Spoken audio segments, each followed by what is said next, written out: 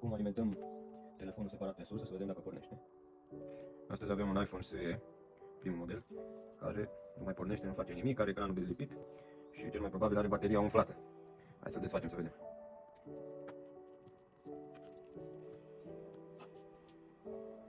După cum am bănuit, bateria este umflată. Dăm jos bateria.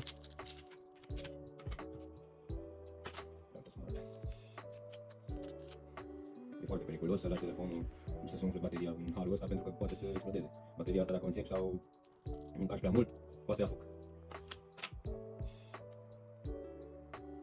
Se pare că telefonul pornește, după cum puteți observa pe aparat, crește amperajul. Asta înseamnă că telefonul a pornit.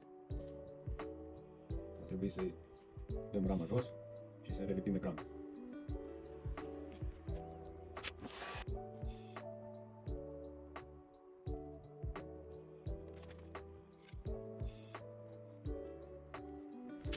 Avem bateria nouă, să vedeți diferența, cum arată una nouă și cum arată asta umflată. Cât timp stă bateria la încărcat, punem piesele pe display înapoi.